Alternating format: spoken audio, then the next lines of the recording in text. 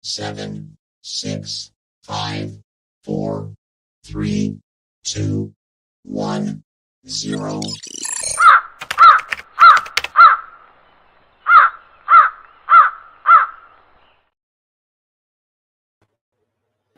Good evening, good afternoon, good day, good morning, wherever you are in the world. Welcome to the 12th Dimension. Tonight, I'll be joined again by Kosta Makreas.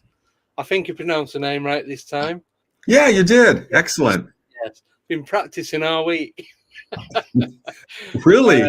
I'm impressed. Yeah, I'll get it in my head. Then as soon as I go to say it, it'll come out completely different. So I thought I should be able to do it. Well, just pretend you're Irish, McCree. Yeah, do you know when I was saying? Do you know when you're saying something in your head over and over, and you kind of picked up a bit of an Irish accent? I thought it's just my mind playing tricks on me. But then you confirmed it, so happy days. Happy days. Thank you for joining us again. You are with us for roughly around about an hour tonight, aren't you? You're right. Yeah. Thank you for having me too. No, it's a pleasure. It really, really is. I just want to say quickly, once Costa's finished tonight, I've got a quick update about the name change on the channel, but I'll do that after you've been on, and then because it's your platform, so I'll just jump on at the end where it's a boring bit. Right. It's your show. Hey. No, it's everyone's show. I just turn up and press buttons. Right. So Kosta Makreas is a founder of ETLetsTalk.com, the ETLetsTalk community, the People's Disclosure Movement, the People's Love Alliance, and the Global CE5 Initiative. Kosta is an international networker and creative artist working on behalf of harmonious relations between all life forms. So thank you for joining us again. Thank you. It's a pleasure. And thank you for that introduction too. I suddenly realized that, hey, maybe I'm somebody I would like to know. That's always a good start. It's like, hey, that sounds really interesting. Yeah, who is this guy? Can you introduce us? Yeah. You wrote this. I just read it. Sorry. It's all good. It's all good. Oh yeah. Okay. Yeah. I fess up. No. Sorry. Somebody else wrote this for you, didn't they? That was it. Yeah, my better twin did it. Yeah, that's the one. Yeah. Sorry, I messed that one up. Oh, right. So we do have some questions from last time. So do you want to start with them, get them out of the way, then we can move on with tonight? Because then we've got the video and the image that you sent over, which I'm really, really looking forward to it. Yeah, okay. As you wish. Cool. I just want to make sure that's okay with you. Yes. Yeah. If there's anything that I'm getting wrong, just give me a nudge and Okay. we'll move on. Yeah? Sure. Okay, right. So sorry, I did a screenshot on my phone, so I have to read off my mobile. Right, so this one, and I'm not sure who it is because I didn't get the name in it. But the question is, how does what Kosta do differ from Stephen Greer's techniques? Love you, Kosta. Think you are awesome. Oh, well, I originally did work with Stephen Greer, as did many people, as a volunteer many years ago. For a number of years, he has started a lot of people with protocols over the years, and continues to do that. The basics of what he does, I do, and many other people actually who've come forward with protocols, in my mind, are the same. So in the core of it, there should be no difference because we're using consciousness and we're using a heart-centered approach, an open mind, visualization to make the contact. Now, the details can differ on how you go about that and in what order. And some people can be very strict with how it has to be, and other people can be more flexible. This is what I have found out in the last 16 years that I've been doing this. For example, if people come onto my website, ETLetsTalk.com, shameless plug here, and the membership is, what's that? It's fine. Plug away as much as you want. Yeah, the membership is free, and I have 7 steps there for the CE5 protocol that I promote. Yeah. And I send it to everybody who subscribes, and I hope that they use it and also propagate it, send it to other people. But what I know from 16 years of networking in this area and making contact and building an international community is that nearly everybody will take those 7 steps and customize them anyway. They will add, I don't know, chanting, tones, drumming, maybe something electronic, et cetera, et cetera. So what I say is, go ahead and do whatever puts you in a high frequency, in a high relaxed vibration of love and welcome to our star visitors. And then that's good, because it's all about frequency, raising our consciousness through our heart and our minds to meet the star people halfway, because that's what they have asked, is that we meet them halfway, from many of them from the higher vibrational levels where they are. So whatever we as humans can do to make ourselves just wonderful in those moments and get ourselves elevated and full of love and expectation for a good communication, that's good. And so that's what I say at the core. As long as you are showing goodwill, a positive vibration, you're not full of fear or skepticism or prove it to me kind of thing. That's, why would anybody want to greet you if that's where you're coming from? Oh, yeah. So at the core, if you've got the love, the goodwill, the open mind and heart, and it's okay to be open-minded. The deep skepticism is what destroys something. But the open-mindedness, maybe you're not here, you're not there, but you're neutral. That's good too, because we've all started out with neutral minds at some point until something convinced us to go one way or the other, right? So an open mind is okay. You don't have to be a true believer. And then, just approach it with a high frequency. And that's the similarity I think a lot of us have in mind, even though some of those steps that I mentioned before may differ. Yeah. No, thank you. Next question is from Ancient Ruby. I don't know if any of these people in the chat are going to remember asking these questions, but we'll do them anyway. Right. So has Kosta ever tried to deny them in the early days or been forced to comply with them? Deny or comply with the star people? Yeah, star people. Did you try and deny him at the beginning? Like try and push him away if you're not sure what was going on, or did you just accept it from day one? Oh, I see. Okay, thank you for clarifying I'm that. guessing that's what you meant. Yeah, okay. I don't feel I need to deny, because the way I approach it, and I think other people should too, is it's all about vibration. And yes, there are lower vibrations and higher ones, and we should always be um, careful, not only with star people, but also with terrestrial energies and dimensions and all that. I always include my form of spiritual protection that I call upon for my guides, for example, Yeah. and put up mirrors around me to deflect bad energies, etc. Other people will have other methods. Yeah. And I agree that that should be done at the beginning of any kind of communication. It's not just star people, as I mentioned before. So I've not had to deny, because I am confident in the protection that I put up for myself as I go through the protocol and then proceed to make contact works, and that it has protected me from anything negative trying to come in. Yeah. And it's worked all the time. The protection has, I mean. So I've been fortunate and grateful to the universe that I've only contacted beings of high vibration. Yeah. So that's my answer to that. I hope that helps. Right. Yeah. No, thank you. Appreciate it. So I'm just going. A couple of the questions don't make sense because it's probably something that you obviously it's something that you was talking about. So I'm going to jump a couple of the questions out. So the next one is from Space Cadet Lotte, and she wants to know: has Kosta ever been to the? I don't know if I'm going to pronounce this right. Isiti Ranch at Trout Lake. Yes, ETI. ESETI.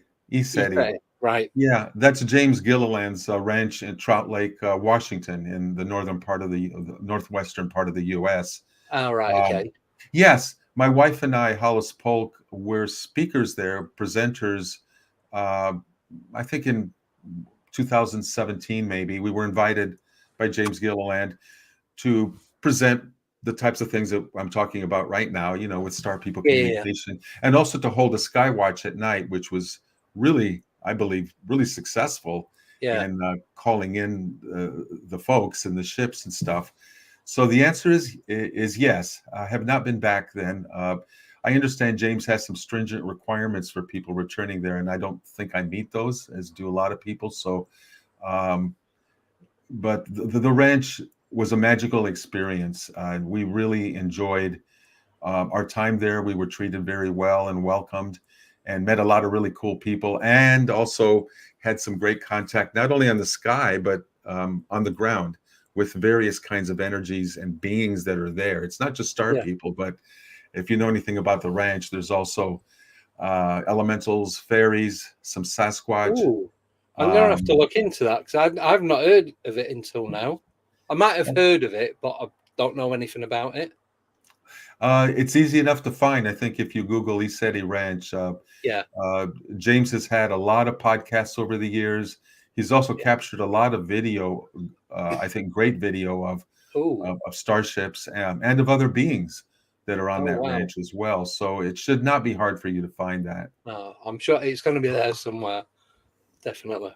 Yep. Cool. Thank you. Right. Another question from Lotte. Have you ever had a telepathic experience with a Sasquatch? Not with a Sasquatch, but I look forward to it when I do, because I firmly believe that those beings are among us.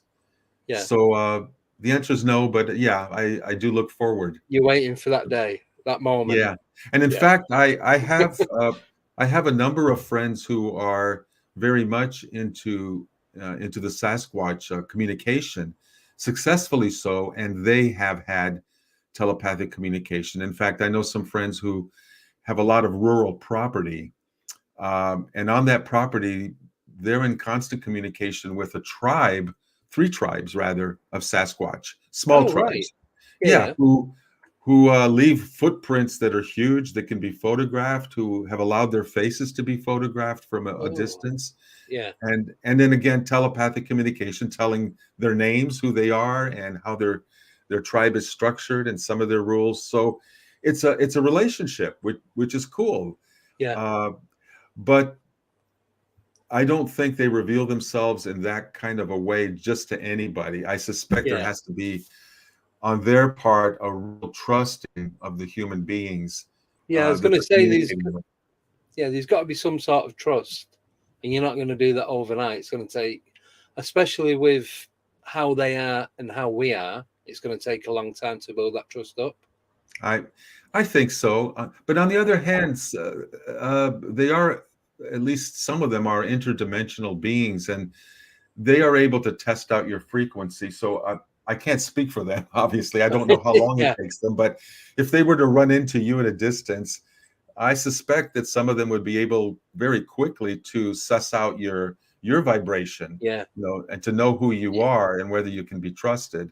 Yeah. And If of you're course, good, you're good or with your bad. actions, you would have to continue to prove that that's the Yeah. case. It'd have to be an ongoing thing, wouldn't it? Yeah. Yeah. In fact, my No. friends started offering them, leaving food for them on their property in a certain Yeah. spot. They would leave apples and peanut butter, believe it or I not. have heard that before. Yeah, and they would disappear. This is very rural, so it wasn't like the neighbors sneaking in to get Getting food so they don't to have to get go to the apples and grocery peanut store. butter, because those are so hard to find anywhere else. Yeah. But yeah, that was part of their activity to say, here, we'll send you some food. You can continue to trust us because we are generous human beings, Yeah. or we try to be. Well, yeah. Or some of us do anyway. Right. Right. Next one is, so this is from Ancient Ruby again. What do you think they are doing in Mount Shasta? For it is heavy with military.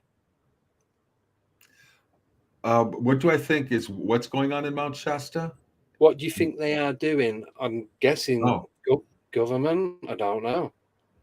I'm not aware, and I don't know everything. I'm the first person to admit it, but I live Yeah. only 4 hours from Mount Shasta by auto, and have Yeah. been there often for many years, doing retreats as well as for recreation.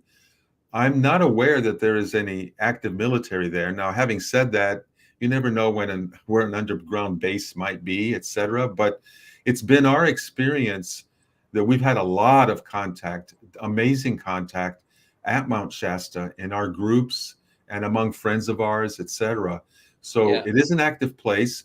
And I have to say, there have been times when we would see a ship in the sky come flashing by and zigzagging, and then cover half the sky very quickly, just go zipping along like that, and Yeah. everybody would see it. Not a minute later, it would be followed by two little red lights in the path that it's just Right. taken, which are Yeah. fighter jets.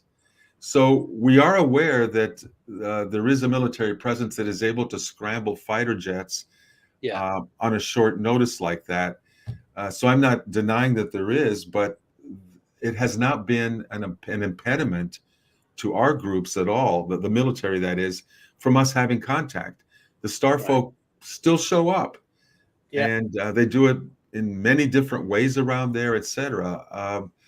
I don't think they're afraid of any, jet fuel powered jet No.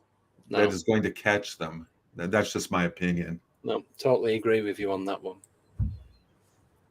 All right. Next one is again from Rick Allen. How many different types of alien have you encountered? To my knowledge, the ones that have been of a personal contact, because I Yeah. have to say that over the years we have seen many lights in the sky doing impossible things that we know are not terrestrial. We don't have telepathic contact with it. In fact, with most of them, we don't. So it's not like we can. It's not like we have sent a message. Hey, who are you? Yeah. Telepathically. I see you flashing up there. No. Having said that, we in our groups and myself too have had personal telepathic with some individual ones. Those would be Pleiadian, Yeah. Syrian, and Arcturian. Oh, In fact, if I have time today, and I'm not sure if I did this last time I was with you, Andy, is to yeah. tell the story of the Arcturians that visited us in our home. Is that the one with the picture? Or is that No, different that's one. another one. That's Oh, another is it? one. Ah, right. Okay. No, I don't remember you saying about that one. I think I'd have remembered that, but I'm sure you didn't. Okay.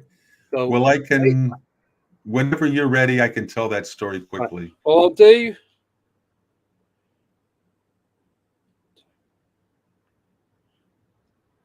Right, there's only 3 more questions from last time. So if we do these 3 questions, then if you want to tell that story, is that okay? That's okay. Perfect. Thank you. Right. Next one is from all the next 3 are all from Rick Allen. So here we go. I don't know if he'll remember. If it turned out that aliens have negative intentions towards us, will you still advocate for disclosure?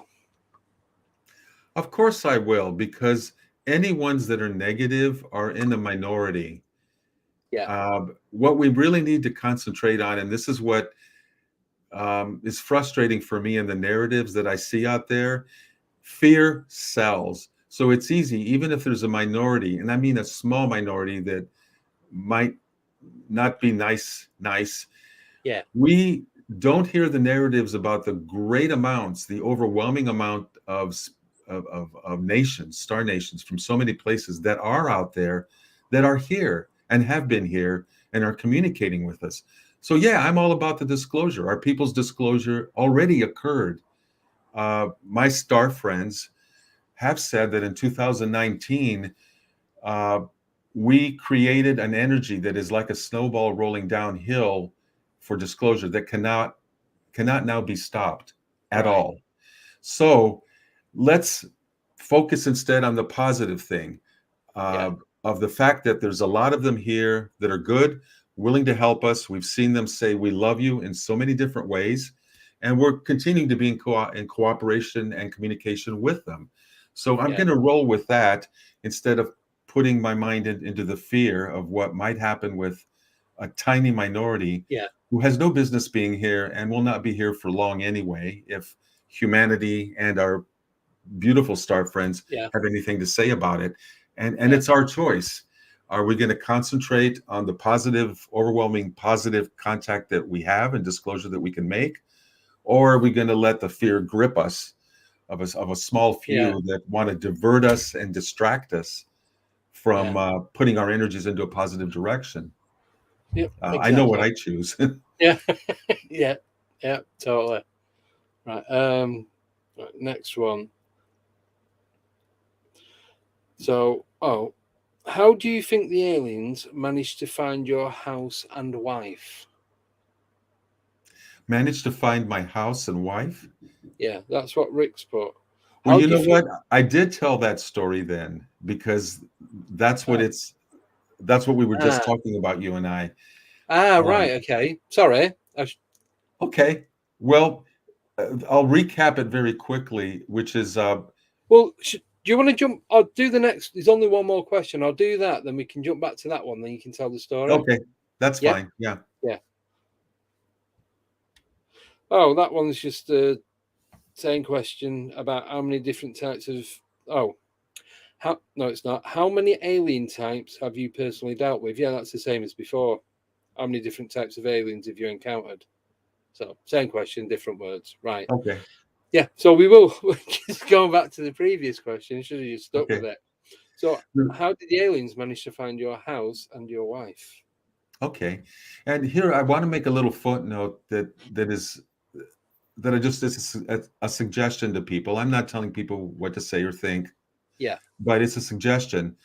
The star people who we've been in contact with for many years prefer to be called star people or Yeah. star friends because they have told us that they're family, that we should think of them as elder brothers, sisters, and cousins, Right. which genetically they may be, depending on what you believe about how long they've been here and been joining with our DNA, et Yeah. cetera, et cetera. There's a lot of that out there of information.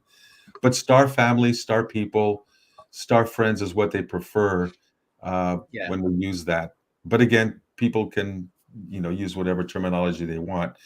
So the story, the answer to that question is part of a backstory of how we've actually, my wife and I had our first up close and personal encounters, and that takes us back to 2006 when I was spending a whole week learning how to make contact in Mount Shasta, while my wife was Wow. back here at home in support of me doing that. But at that time, she was telling me uh, quite rightly that she had several businesses to run.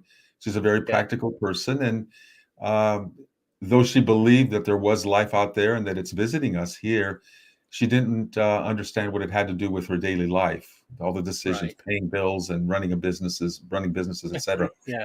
So she sent me along to this week-long retreat Yeah. with her blessings. So I'm up there night after night, learning how to do contact, learning how to identify what's real, not real in the sky, etc. And I'm calling her every morning after the previous night and telling her what we had seen because it was all new Yeah. to me. Nice discovery. I'm excited, right? Yeah. Um, hard to believe I get excited, yeah, but it happens. Um, Yes. so about the fourth morning, she stopped me before I could start my narrative, and Yeah. said, "I've got a story to tell you." So I listened, and it turns out that at our home in the San Francisco Bay Area, in our Yeah. bedroom, she had just turned out the light. She was getting ready to go to sleep. She has really good night vision, and Yeah. suddenly at the foot of our bed were four, maybe five humanoid beings looking at her, and they were 3.5 feet high, almond eyes, not too much more detail here, but Yeah. large heads, skinny torsos and arms, and the lower part of their body was hidden by the foot of the bed, which says to Yeah. me that they were physical enough that something physical like the edge of the bed where she was laying Yeah. could Block hide the it. rest of them. It's not Yeah. like they were a hologram that was superimposing itself Yeah. over our physical reality. It kind of looked like a whatever. They were enough part of our physical reality to be partially hidden. Yeah. Anyway, telepathically they said to her, "Who are you?" And she says she wasn't afraid at all because waves of love were coming off of them. And her Right. remark was, "Who could be afraid of that much love?" And they Yeah. stared at each other for a while, and she finally asked them, uh, "Where are you from?" And regretted that later on because she wanted to, as an engineer from Princeton, she thought the better question would have been, how did you get here? Give me the formulas, the physics, whatever. But nonetheless, she asked them, where are you from? And in her mind telepathically formed the words Arcturus, kind of in a sing-song fashion. Yeah. And then they disappeared. So that's the backstory. And by the way, she said to me at the end of that conversation, I was gobsmacked because I didn't expect that. I mean, I'm watching lights in the sky going around, getting Yeah. thrilled by all that. I'm really watching conscious piloting of aircraft up there, starcraft up there. Meanwhile, my wife, who wasn't even interested really, except just to say, I believe you and I support you, she's the one who gets a visit, like face to face. Yeah. So, how do they find us? This is all about energy, right? And vibration. Because I was up in Mount Shasta, having these profound experiences and all this excitement, all this emotion, which I think supercharges communication. And I was talking to her daily, and I'm very connected to her. We had been married many, many years. Yeah. I think it was easy for them to tune into me and to see this energy link from me to her and go, probably they were thinking, wonder where that's going. Boy, look at that powerful energy. This guy's connected to something. Let's see what's at the other end of this.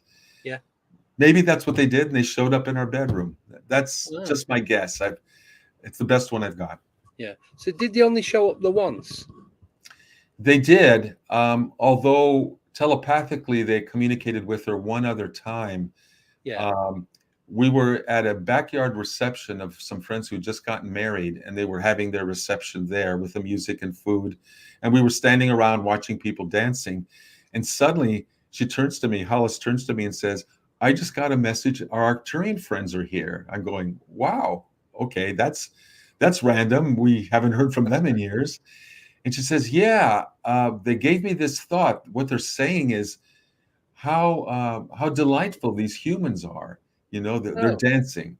Obviously, yeah, they were at a happy occasion where the energy yeah. is high and it's happy and all that and joyful. So these humans are really happy. I go, boy, I hope that they never encounter the ones that aren't, or Oh, shooting yeah. at them and things like that. But that was the other time, and that was just a telepathic message. Cool. Thank you. Yeah, I do remember when you said about the foot of the bed. The story, it all come back to me then. So no, but thanks again for sharing. Okay. Do you want to talk about the Palladian or the Starship?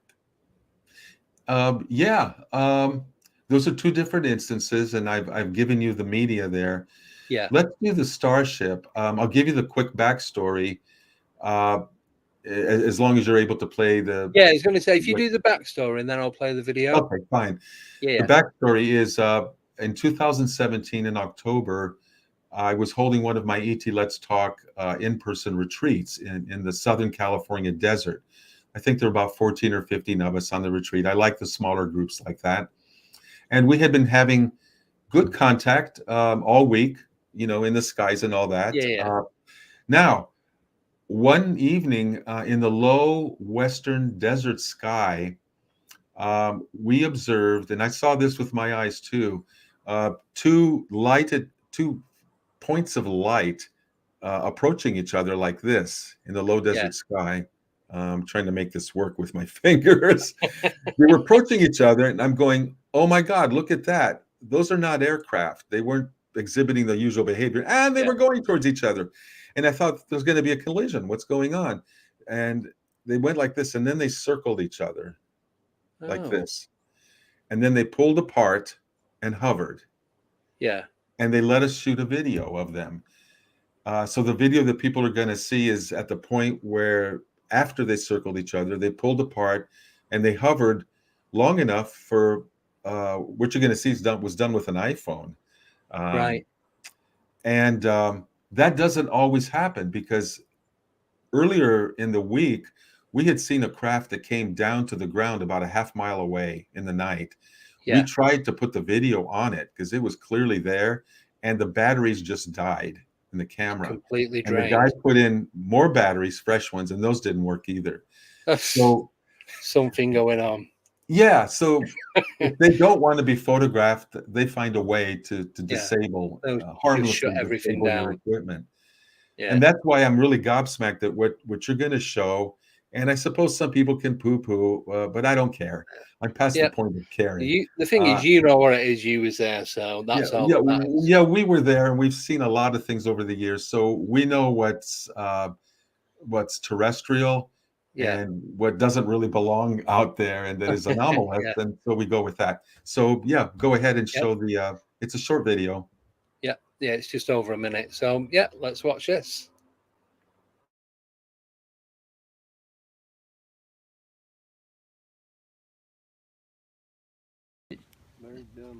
It should be a little bit below.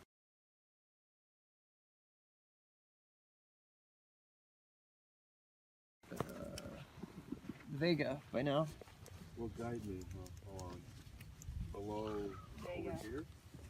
So to the right. Yeah, it should be right about there. Oh.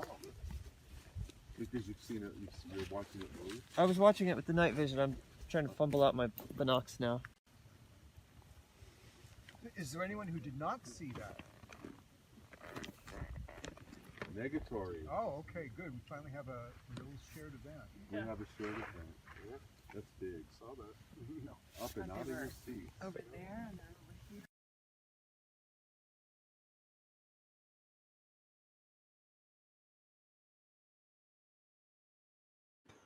There we have it. Yeah, now some people will say, okay, you got a bunch of blinking lights up there. How does that prove anything? Yeah. Well, that's why I gave you the backstory. Before they hovered there, we watched this other behavior. And what I suspect is they did that behavior of flying towards each other and circling to prove these are not airplanes doing this. These are not drones. These are not Chinese balloons. This is very intelligent, purposeful, sophisticated behavior. And now we're going to sit here and let you video our flashing lights. And Yeah. through the night vision binoculars, the voice that you heard there, I believe my friend, when he saw them, saw a structure there. Right. To our naked eye there, what you were seeing were lights, and you can kind of, in your mind's eye, imagine like these are the lights Yeah, up in you the could middle of the build the craft gap. or along the length of the craft. But I think other people saw the structure in night vision, which, as people know, if you've got that kind of equipment, it's really cool. Yeah. It just Yeah. enhances. So I'm pretty confident. Now, there are military bases nearby there. There was no military activity after that, so I don't know how they pulled that off. And people also ask, well, were those ARVs, alien reproduction vehicles, were those man-made? I don't Yeah. think man-made ones from any base there would hover and let themselves be photographed like openly by No. a group like ours. You know, again, it was very purposeful. And if you're going to have a program like that, you want to hide your stuff, not sit there and say, hey, look at me. Yeah, showing it off. Showing off. Yeah. Yeah. So that's my story, and I'm sticking to it. Yep. No, that's, yep. Like you said, it's your story, so it's entirely down to you. Rick's just asked, how big do you think that these crafts were? Those I cannot estimate.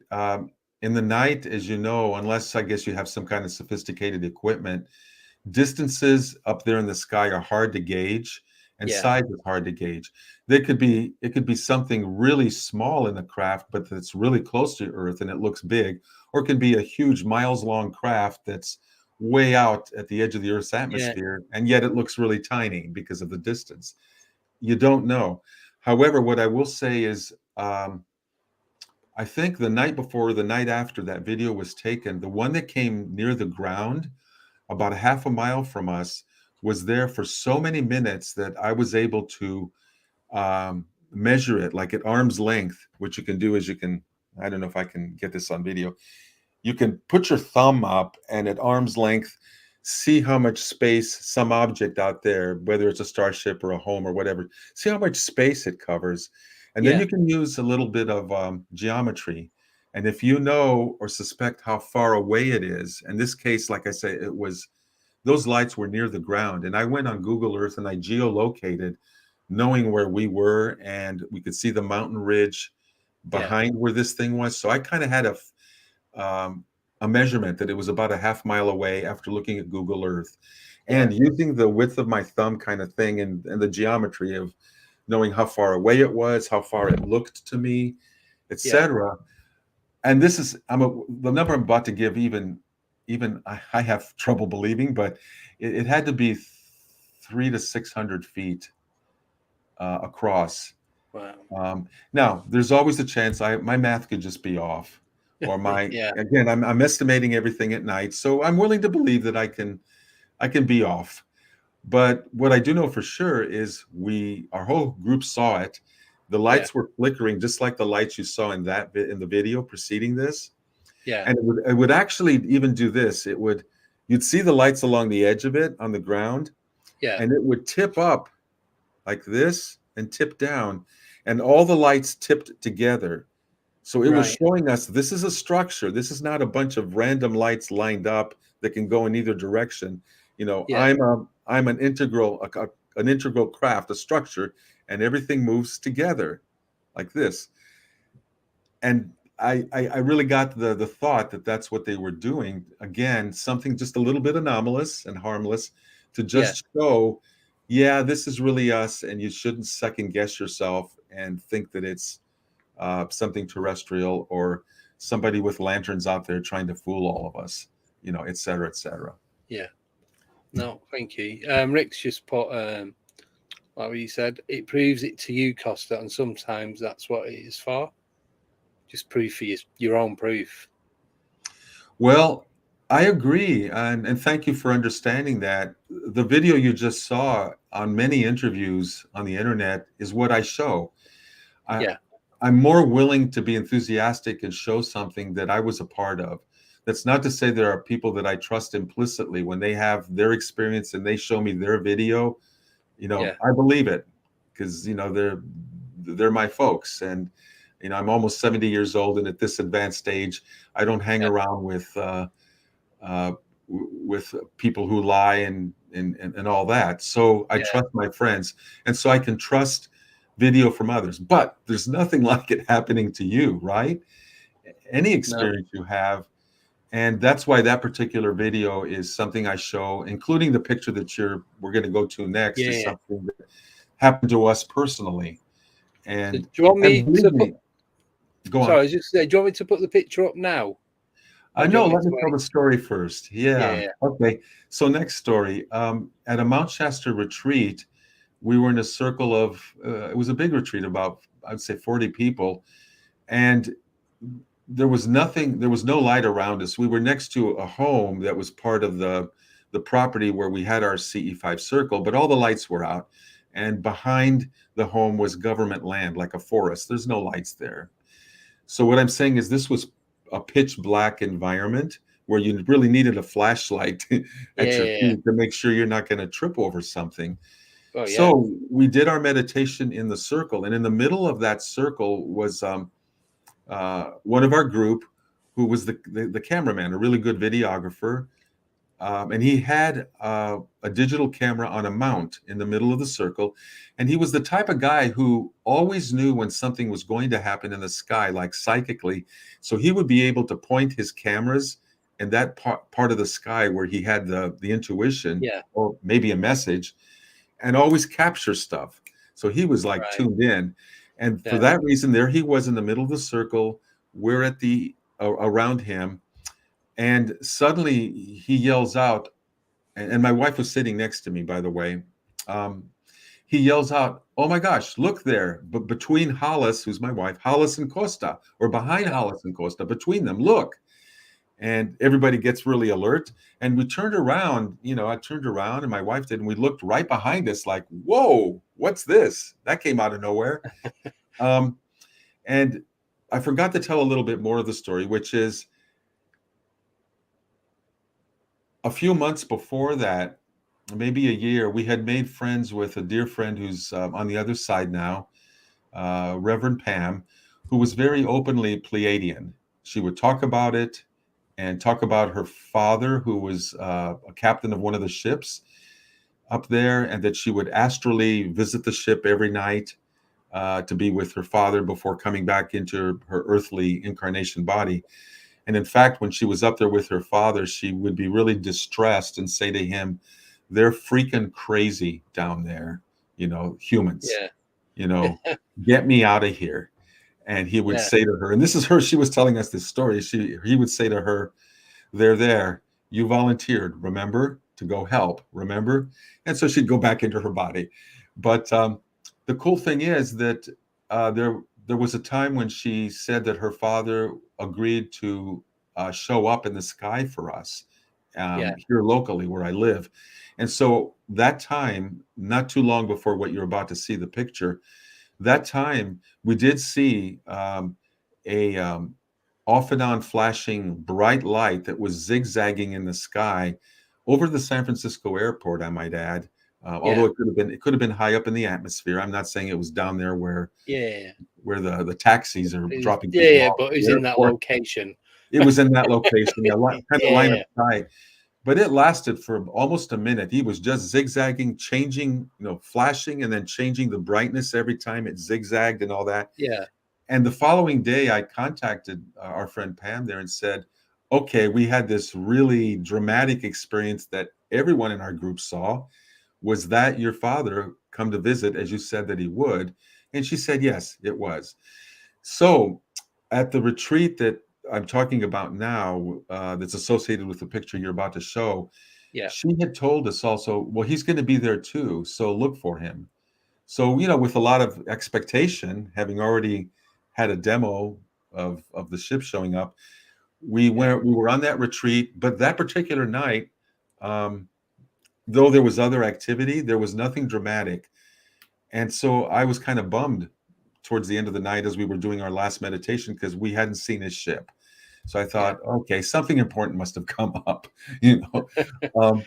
until our friend yelled out from the middle of the circle, "Look there, behind Hollis and Costa."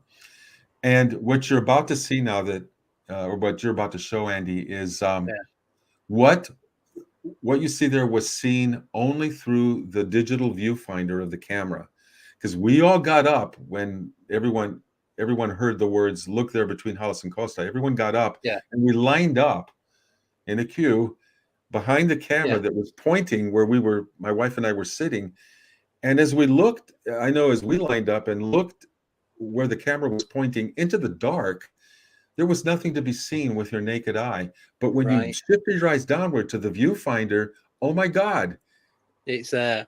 this is what we saw, what you're about to show. You ready? Yeah. There we go. His name is, and I don't know how to pronounce it correctly, but I think it's Hirate or Hirat. Yeah, Harate. It's Hirate. Is that correct? Yeah. So there's several ways that can go, but again, that image was seen only through the viewfinder, and if you lifted your eyes just an inch above the Yeah. viewfinder and looked in the darkness, there was nothing. You look back Right. down, there was the picture. You look back up, there was nothing. So Nothing. everyone who lined up, queued up there, saw that. And the gentleman who took this picture sent it to me. And this is really not the most high resolution. This was sent to me on my iPhone. Yeah. So it's a lower resolution image. I've never been able to get the higher one. I've asked, but I've lost touch with the gentleman. So I don't want to tell people what to see, but I'm kind of going to a little bit. What I see is the lower part of that looks to me like a torso. And again, this is not a complete image. It's almost like you're looking through a partial keyhole and you don't see everything, but you see enough that your mind can kind of form something coherent. What I see is a torso. I see lapels, white lapels at the top. That's what I was. Yeah. And what looks like a jacket and a vest, maybe, and maybe the shoulders, like the left shoulder. Yeah, a left shoulder. And now there's a head above that, and some people claim that the two brown things at the top there are communication equipment, a hat. I don't know. Some of them actually see a face and features. I do see a face, but I don't think I'm looking at it correct. Well, some people say it's like to the side or whatever. Yeah, it looks like the face is like that. But I can't twist my neck. Yeah, really so twist it. Don't hurt yourself, dude. No. So you see the bit that we think is a head, and you've got that small white bit coming off it, that little white ball thing. Yeah. So above that, it looks like that blue bit looks like a nose, and then there's an eye. Looks like an eye in the middle, going down to the right. Do you get what I mean? No, but I don't. I think I'm looking at it wrong. Describe this to me. I just don't see it, and that's okay. That's on me, right? Yeah, yeah. But it's clearly some kind of a head. I mean, there's a body and there's a head. You can even see in what looks like, I suppose, the neck going into the shoulder. It looks like there's 3 creases in whatever garment it's wearing. Yeah. That's what I'm getting from that. And it's like I don't know, is it I don't know what you call it. It's not a jacket as such, but it looks like a doctor's gown sort of thing. Yeah, a covering. That's what I don't know what you call them. That's what it reminds me of. Yeah. We're both in agreement there that he's quite a good dresser. You know, what can I say? Quite great fashion sense. And here's the thing: when I asked my friend the following day, is that your father that said was going to show up for us, the Pleiadian? She said, yeah. So silly me, I had expected something in the sky again when he said he would show up. Right. He did it. He did it even one better. He came down or came out or came through right behind Hollis and me. It wasn't behind someone else. This was very clear that he's showing up behind us, and we're supposed to put it together. 1 + 1 = 2, and that's for us as well as for the whole group. But that was him, and I treasure this picture. Yeah. And It like the looks. go on. Sorry, I was just going to say it looks like metallic.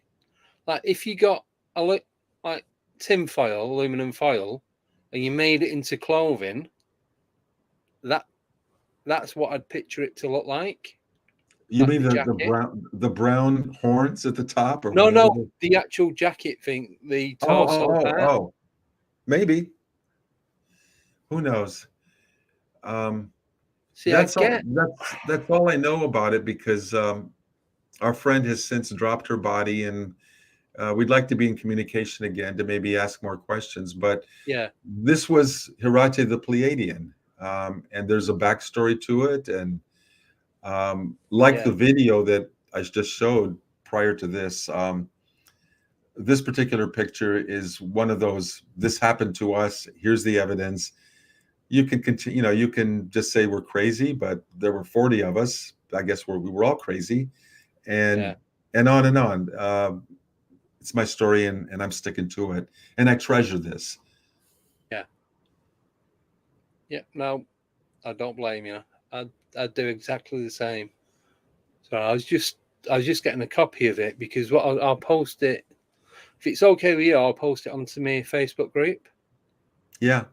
Yeah, and put this video with it so then people will know what it's about. But for those that didn't watch last time, can I put the picture up of you with the orbs? Because I've still got that one as well. Yeah, sure. So do you That's want to another talk? one. If I put this up, do you want to talk about it? And then we've got a few minutes for some questions. Yeah, sure. You may have a new audience, or maybe people who have forgotten since the last time we talked. Yeah, possibly. Right. So this is a photograph. That's me in the middle. During that same week that the Arcturians visited my wife in our bedroom here, we had, like I said, other anomalous experiences. What you're seeing is one of them for me that really opened my mind, because during a break, as night was falling, a group of us were taking pictures of one another, because you were making friends and you wanted to remember people. And in a couple of those pictures, a couple orbs appeared, and this was just as orbs were becoming a thing that people were talking about. We're talking 2006, at least the people in my circle. And I looked at the picture that other people had taken. I go, "What are those?" And someone said, "Oh, they're orbs. They're showing up in pictures." I go, "Well, what are they? Who are they? Can I get one?" Yeah. And so I stood at the edge of the clearing there with the forest in the background.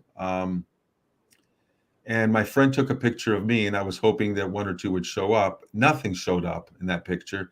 Yeah. And I was disappointed. And I said, "Well, let me try again." Second time. Costs nothing. It's a digital camera. Yeah. So this time, before my friend clicked the shutter, I had this spontaneous thought, a playful thought. And then in my mind, I said, "I love you." And I put my hand over my heart, my right hand over my heart. And I said, "I invite any beings of light and love on planet or off planet to join me in this picture. I love you."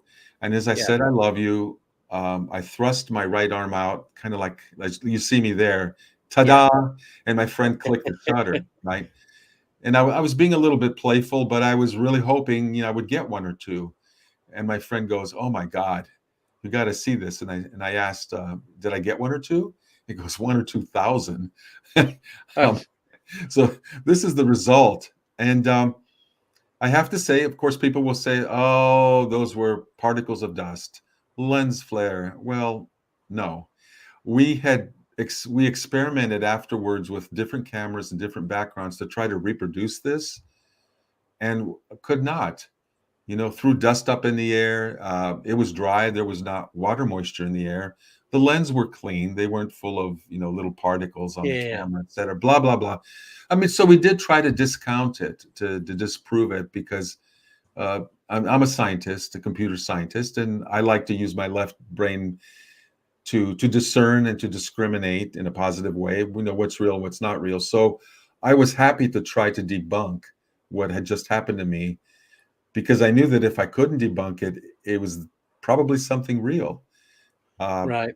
And that's what happened. We could not debunk it. We couldn't reproduce this. Since then, I've seen other people produce pictures like this. There aren't many of them that are this voluminous, but there are others with less orbs. They're all over the internet now, and a book or two has been written about them or more, et cetera, et cetera. So they're a thing now. Afterwards, I took this picture and I talked to my guides. My wife is an excellent, actually, a clairvoyant, Yeah. a professional one, and I'm able to talk to my guides through her. And so I asked them about this picture, and I said, "Is this you guys, you ladies and gents?" Yeah. They said, "Yeah, that's us, on planet and off planet. We want you to keep a copy of this picture in your pocket so that whenever you feel lonely or depressed, pull it out, look at it, and Yeah. remember, you're never alone." And I love that. And so everybody that joins ETLetsTalk.com free membership, Yes. I send that picture along and with a story as a reminder to each person that none of us really is ever alone. And I'm just fortunate enough in this case to have what I consider a visual proof of how much help, company, and support that I have from other dimensions and other star systems. And I'm not the only one. Like I say, I'm lucky that I captured it, but anybody can do this. Yeah. Yeah. You were saying last time, you just got to believe in it, haven't you? Really? Open mind, high vibration, keep trying.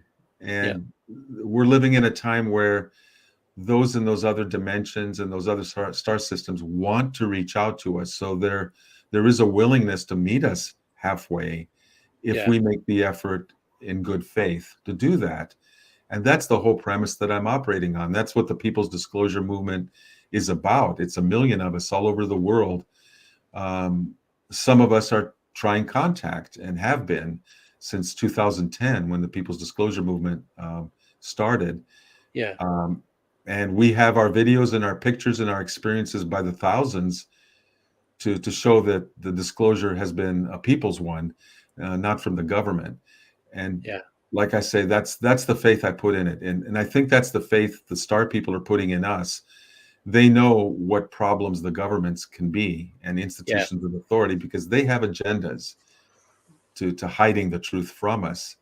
Oh, I'm shocked. Oh, yeah. Someone says they have agendas. No, I tell you, they have agendas.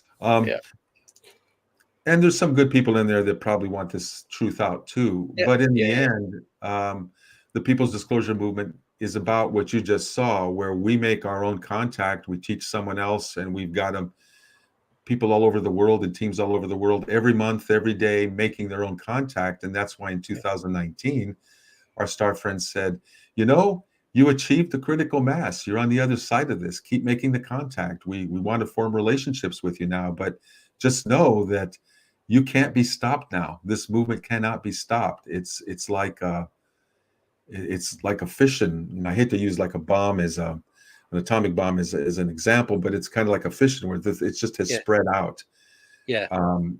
And that's why you and I are talking today. The People's Disclosure Movement is what I'm about. And you allowing me to show these videos and pictures is my way of just showing you the proof of the story of what brought me to here that continues to excite me. And I just want to pass it along to people. And I hope it excites them and inspires them and to make their own contact. Yeah. And on behalf of everyone here, we all appreciate everything that you're doing. We really do. So thank you. Thank you. I'm just one person. I like to say I'm a cheerleader for this. I'm not the whistleblower. Yeah, so you're not got your pom-poms or... Yeah, I'm getting a set made for me. It's got little alien faces, star people faces on each of them, and I'm shaking.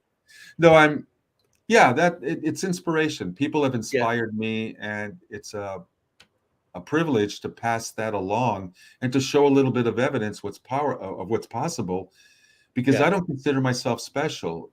The pictures I have, the videos, hundreds of other people in our community have produced things like that. So this is not a movement with a guru or is owned by anybody. It's decentralized, and the center of it, though, is everywhere. So wherever you are, you're the center, and you can create your own network, and grow it that way. And that's the protection for it, because nobody, if there were a something where something was centralized, you can knock out that center part and the whole thing collapses and you beat them, whoever that is. As a network, if a node in the network, one of us disappears, there's a million different ways, like the internet, to reroute it. It doesn't go away. In fact, it gets stronger. It's still So there. that's what our movement is about. It's a network. It's a movement with movements within it, within movements. And well, all the details are in the description on this show, podcast, whatever you want to call it. So they're in the channel. Because when you join, you send out, you get is it every 2 weeks the emails come out from the Let's Talk? Every month we do our virtual team get together all over the world. We meet in our imaginations and our visualizations and create our group field of welcome.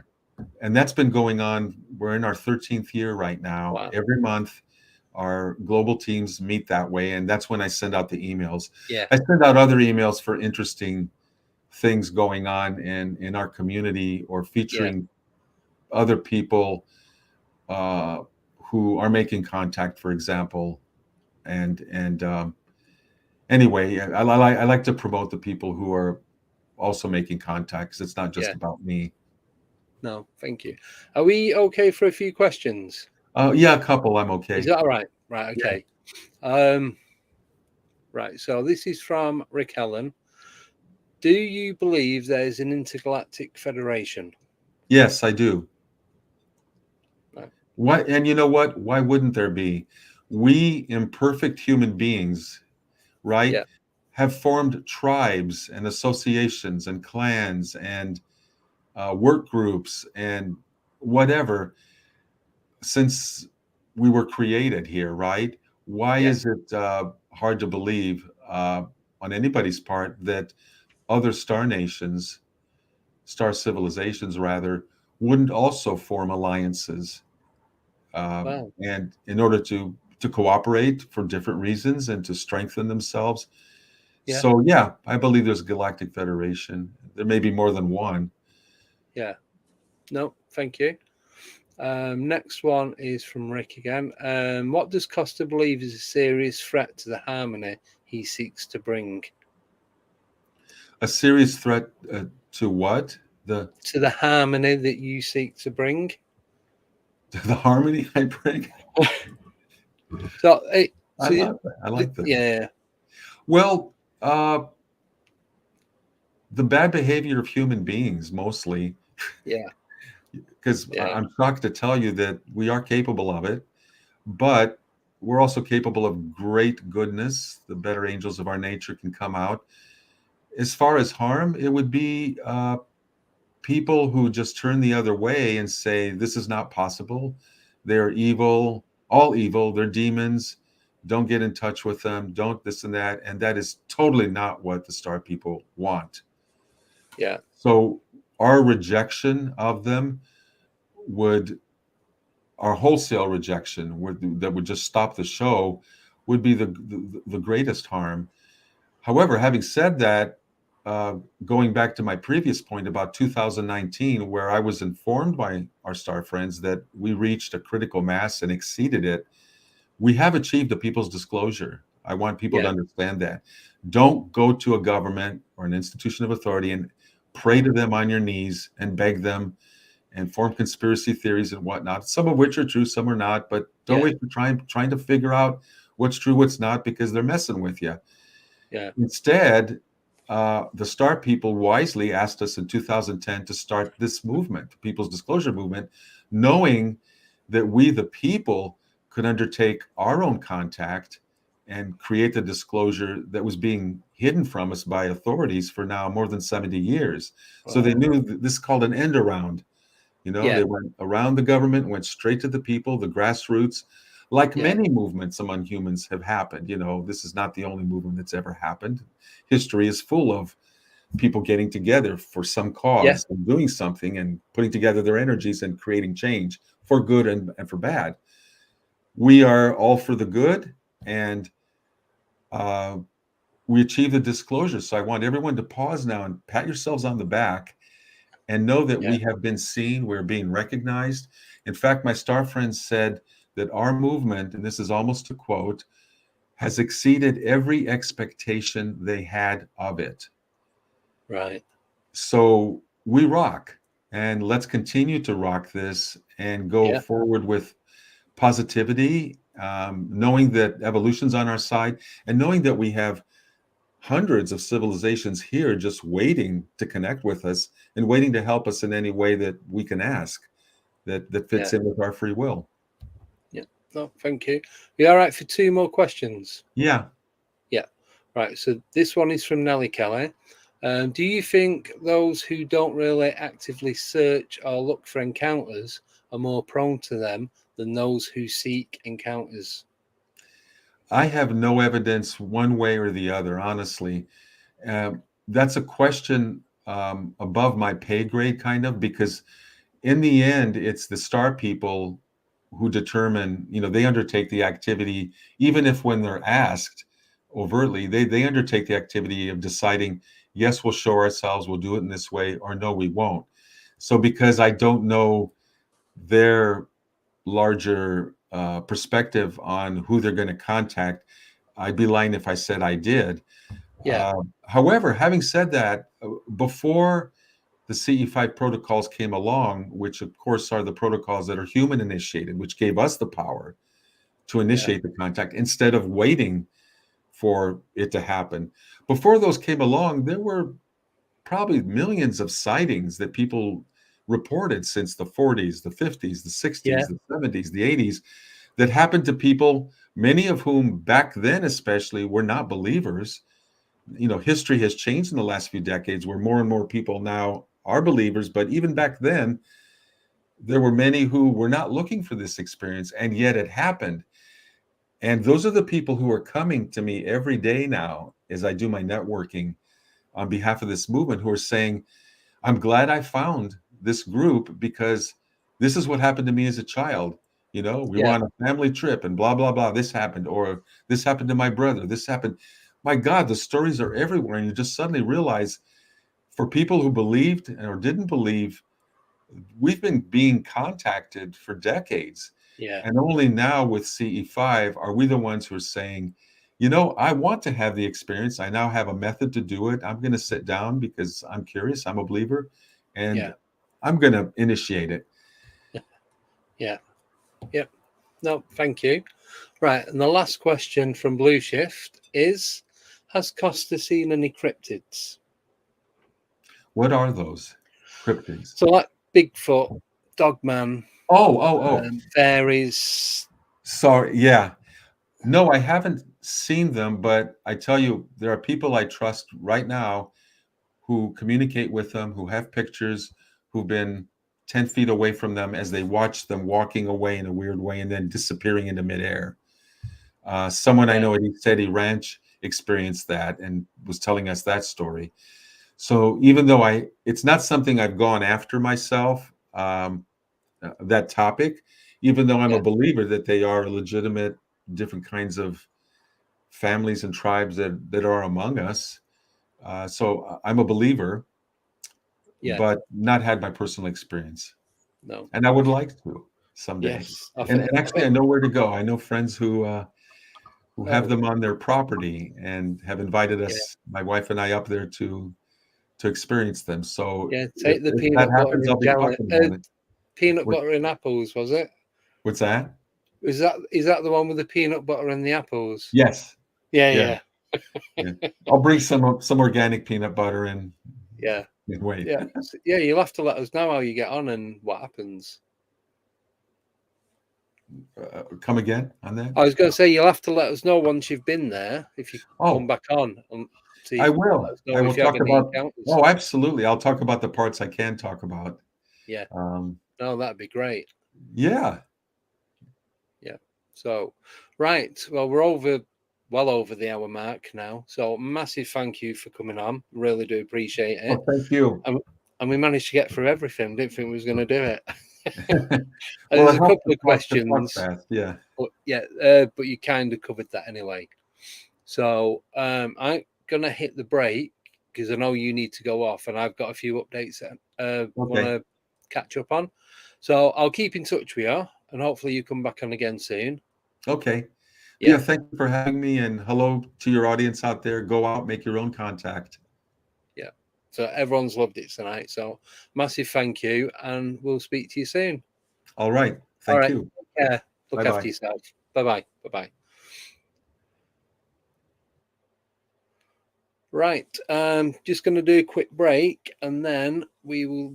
Oh, I will explain with the help of Joe in the chat on the name change and everything else. So see you in 5 minutes.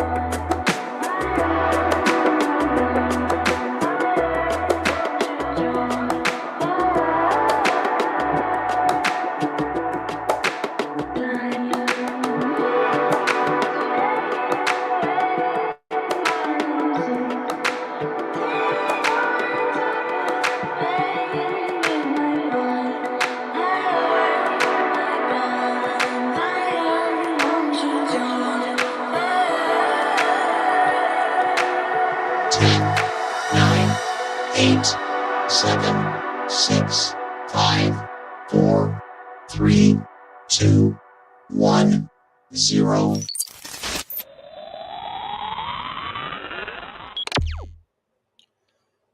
And I am back. Right, so the reason for the name change. Joe, you can help me. You can type it while I'm talking or something. I did try phoning in the break, but you didn't answer because you're ignoring me. Cheers. Right, so the reason for the name change is because I doing the 12th dimension and doing flying solo, it was on 2 separate channels, as you know. But now, so just let me move something off the screen. I'm doing it under 1 channel because I have to pay. I subscribe each month to different things to run the channel, and you can only have 1 platform, 1 channel on each platform. So you can only have 1 YouTube, 1 Facebook, 1 TikTok. So if you have it all under 1 roof, I'm only paying once. If you have it on 2, I've got to pay 2. If you have it on 3, and so on and so on. So it costs more and more.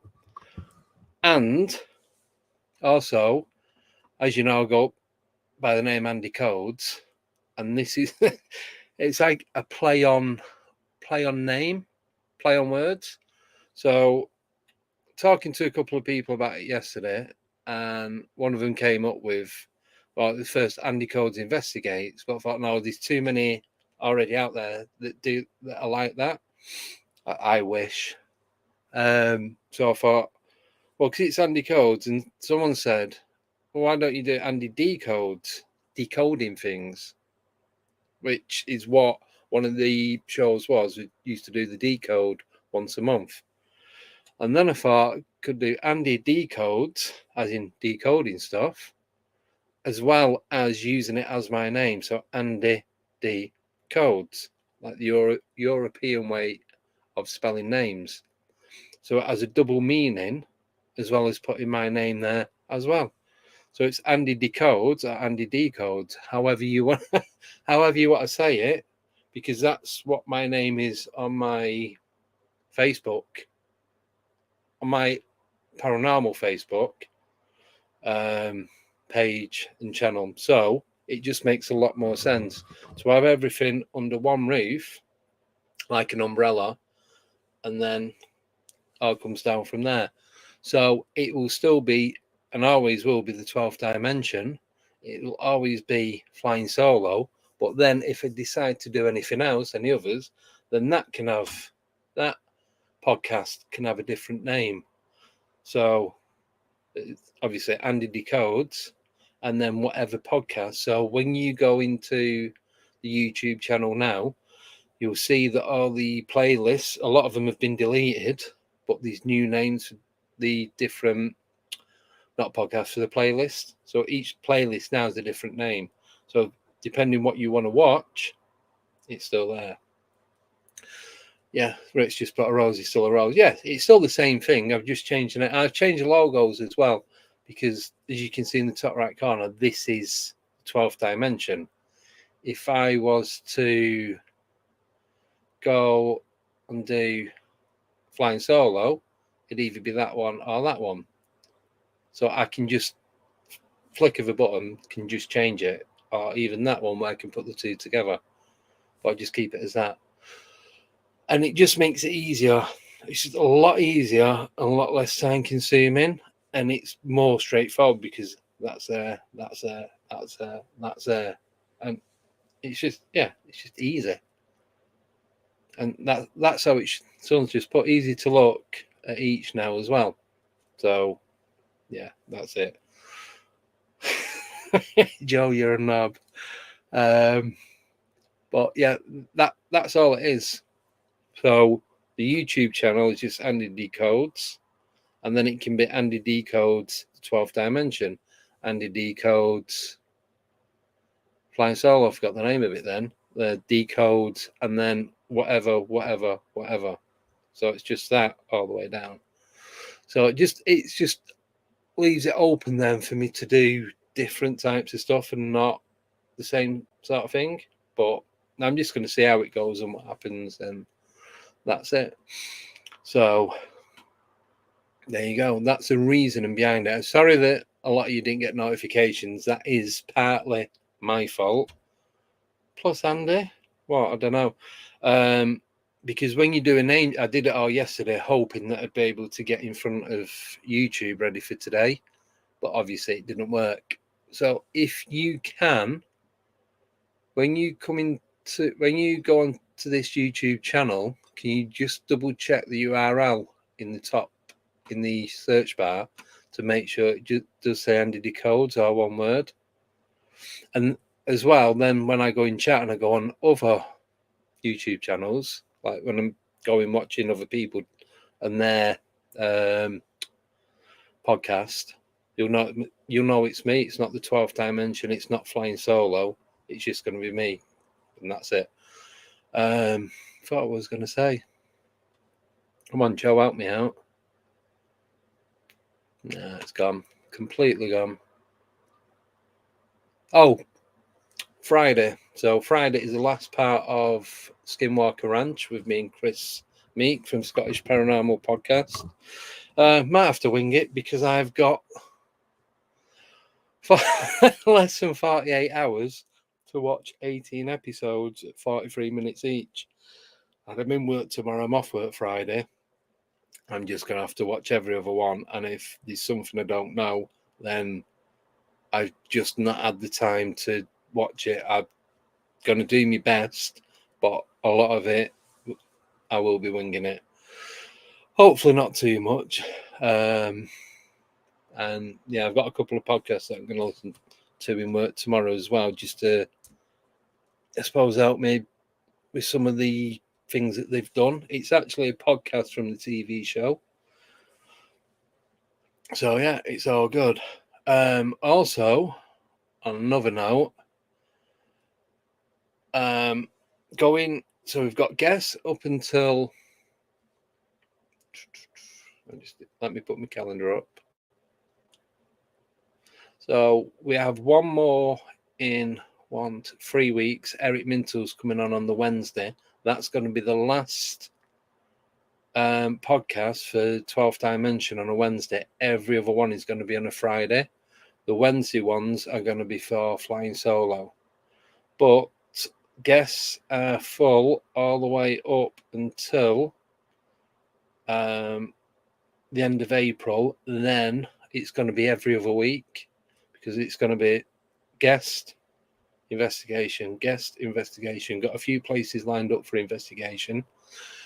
My contact in America, I've sent dates and names for people that want to come on, and that should take me up until the end of August. So all being well and everyone saying that they're going to come on, every Friday is taken up till the last week in August. So September, October, November. So 4 months left after that. And that makes it easier because it gives me more time then to plan the investigations. Oh yeah, that's it, Joe. Thank you. Just before I talk about that, I don't know, so I know a lot of you aren't on Facebook. So in the Facebook group, I have a new moderator, which is Albert Rosales. He messaged, because I put a post out about getting a mod on to out run the group, because I can't always go on it. Joe does a lot with the dog rescue and all that, so she's signed up doing other stuff. And Albert messaged me asking me, did I want him to post stuff? So I asked him if he wanted to be moderator, and he said yeah. So we've got Albert Rosales as a moderator on the Facebook group. And I don't think anyone knows, do they, Joe? But we've got George Mitrovic and Albert Rosales coming on together in, I've just closed the calendar, I think it's May. Yeah, the end of May. So Albert's coming on a couple of weeks before on his own, and then he's coming on again, him and George. And I think that is going to be absolutely epic. So I can't wait for them. I've got loads of good guests, as we always do, but it's just, yeah, it's really good. I'm really looking forward to what's going to be going on this year. Also, I remember the Amazon TV show that we did, that, as far as I know, is going to be released in May. So it's reading what Rick put. True story. I'm just going to sit here with my headphones on. Won't matter. No one will know. King George thinks I'm falling asleep half the time anyway. So, yeah. So the Amazon Prime thing, been told it's going to be the beginning of May. Still don't know the name of the show. Don't know how many episodes. Don't really know anything other than what I've already told you. So that's that. The other one is, when this podcast finishes, like when we end the stream at like say 9:30, 10 o'clock, whatever time, the chat does stay open. You can all still chat, because I was looking at creating a chat site via doing a website, but having it as like a chat room. But speaking to Joe about it, and you can still, if you stay online on here, you can still talk in the chat until you physically leave. Even if I leave the studio, it's still up and running, because I can go in any of the chats that we've pre-recorded, go in and start typing stuff in the comments, so they all stay open until they are physically deleted.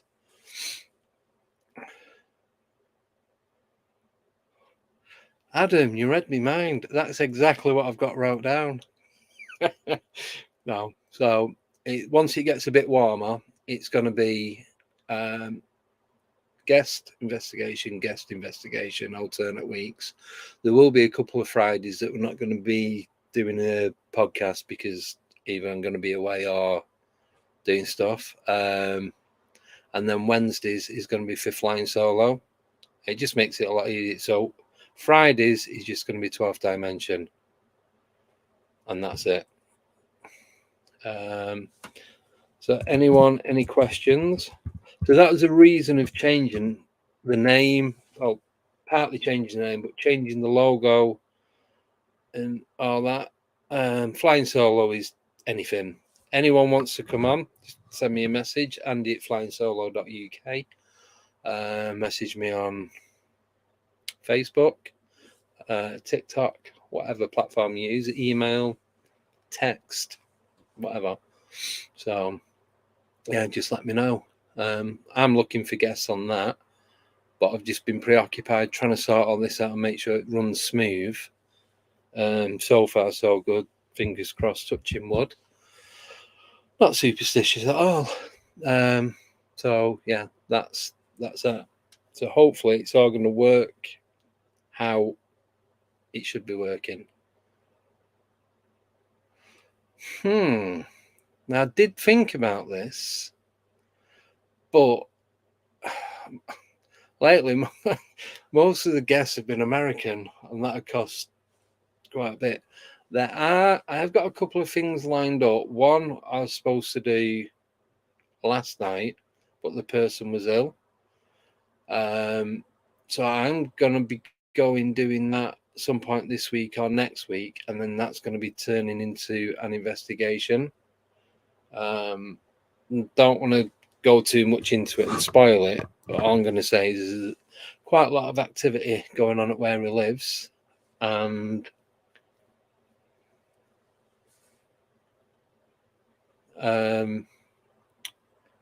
he's been there 12 months. No, Rick, but you've just reminded me of something. So Nathan was in his home.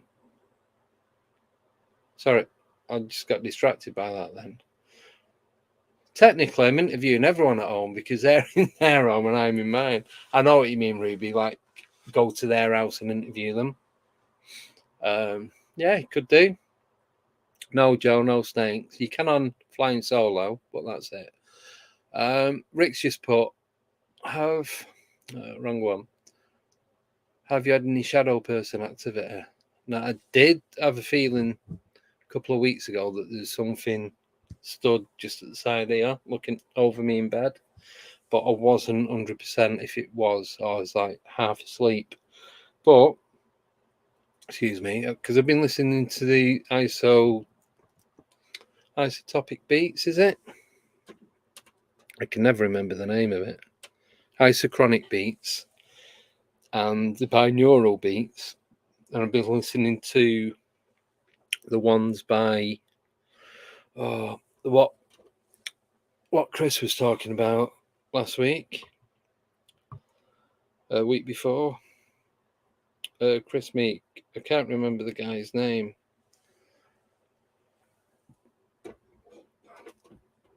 But I've been listening to them, and I've been having a lot of lucid dreams, like dreaming. So I've been having a dream, and in that dream are other dreams that I've had in the past. But I'm talking to people about that dream, and then I've got to the point with the meditation level that I can just go into that zone even without listening to the music now.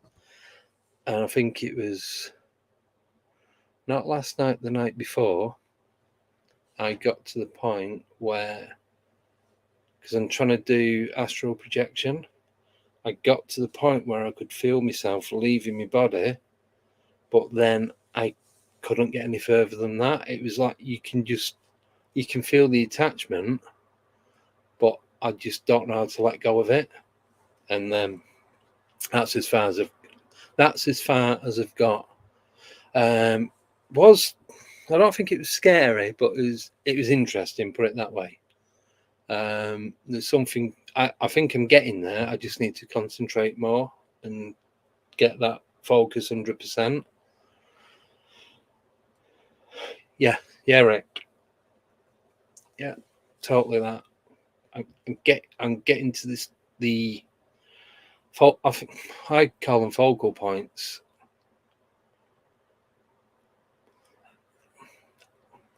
Sorry.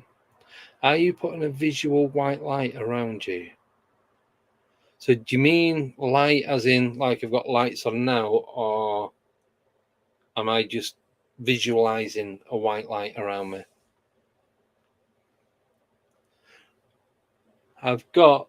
This is, I can never remember the name of it. Oh, let me turn the light off. So that's a crystal, and that's a one. You can see it now. That charges all of the crystals. I cannot remember the name. I've only had it a couple of weeks. Now I can't put the Yeti back. Yes, so I've got these crystals, I've got pyramids. I don't know if you can see. All the different, I don't even know, I forget the names of them all because there's that much to try and remember. I just can't do it.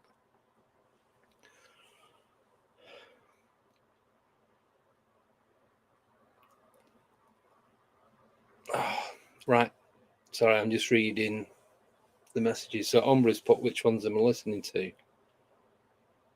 No, I've tried. Well, so I'll jump back to the ones from Umbra and Rick in a minute. But this one from Ruby.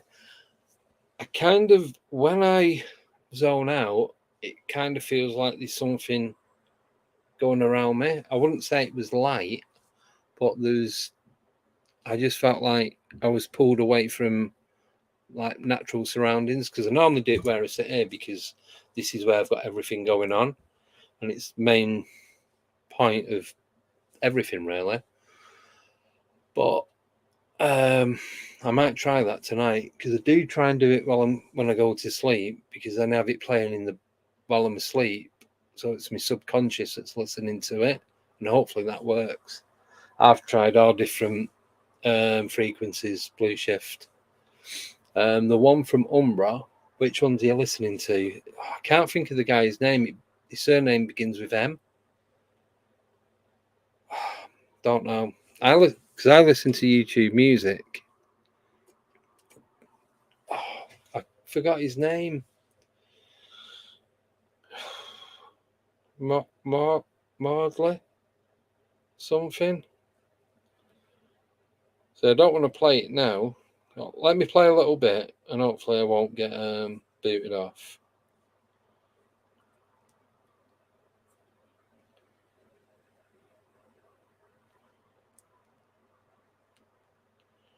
One second. I just need to find him. Right, music. So these are the ones. Robert Monroe, that's it. This is your exercise to achieve focus 10, the 10 state, where your mind remains awake and alert and your physical body is deeply asleep. Yeah, so it's that. They're the ones that I've been listening to. Chris sent me a few over. So they kind of works like whenever I'm in a relaxed state, that's when I listen to them. So in bed, in the bath, if I do any pendulum stuff, if I'm doing anything on the computer, I'll either have my earbuds in or headphones on. I'll just have it on in the background. So yeah, it all works. But the isochronic beats. Yeah, isochronic beats, not tones, because the tones are just there, the annoying noises. They do work, but the beats are better. It's more music-like. But you'll know as you get to each level and the different focus states that you get to as well. You don't know until you know, if that makes sense. That's the only way I can explain it. Sorry, Ruby's just put. What are you feeling is your own spirit bouncing, yet it will not leave unless you protect yourself in light. Right, I'm going to try this one tonight. So if you don't see me Friday, I didn't make it back. But no, I'm only messing. But I'm just reading the one you put. You have to imagine putting it all around you without breaking, like drawing a full light around, like doing a full circle. Right.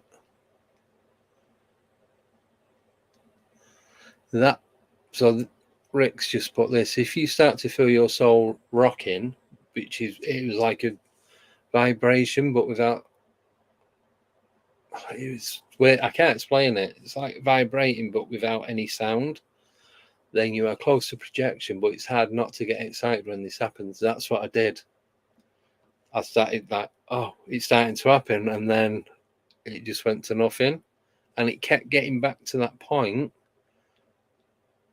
And yeah, so it's just finding that a little bit.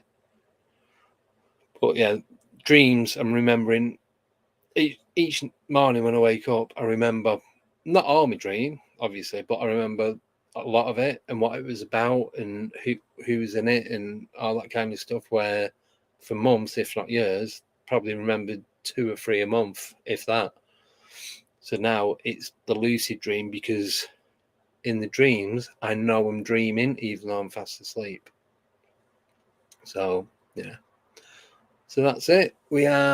That's everything. So I'm going to go. I just realised the time, so I need to get everything ready and start getting started for Friday now. But thank you, everyone in the chat. Sorry, it messed everything up with the notifications and that, but now you all know what the channel is and how it is going forward. Thanks for the questions. Like I said, anyone who wants to say in the chat after it goes off air, you can do. Excuse me. You stay on it until you leave. You can't get back in it once you go. So yeah, hope you all have a great Thursday and see you Friday, 8:00. The last one with me and Chris, and then the one after that is